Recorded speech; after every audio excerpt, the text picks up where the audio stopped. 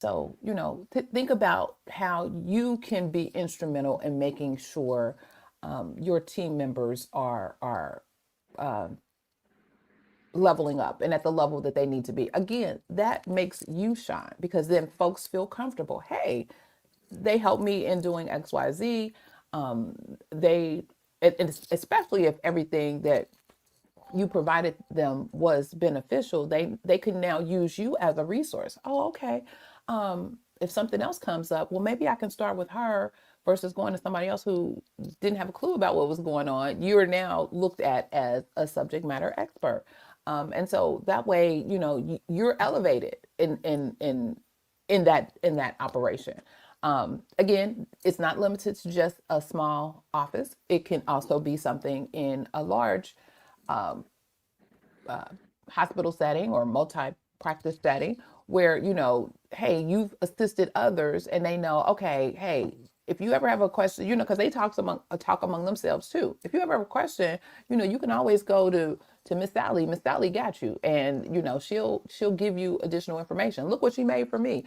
You need one of these, she might make one of these for you as well. So again, bringing the harmony into that um, team helps make the job so much better.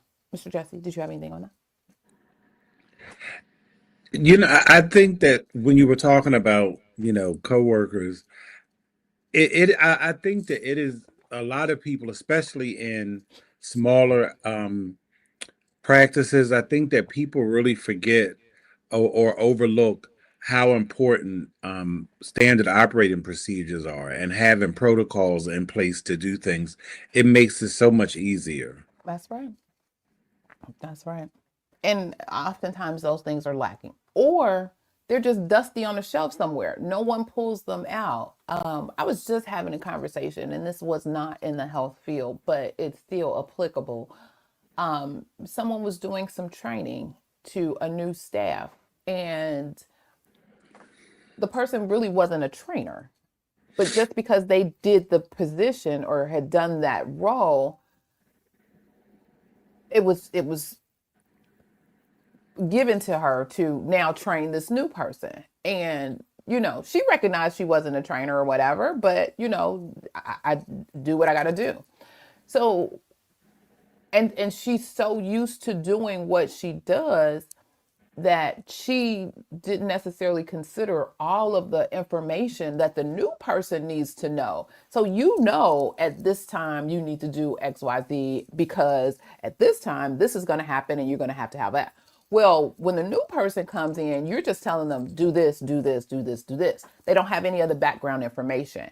And because you're not a trainer, you don't even realize that you just it's common or it's regular common practice for you to even explain, oh, let me tell them this is why I do this part at this time versus doing this one first, and so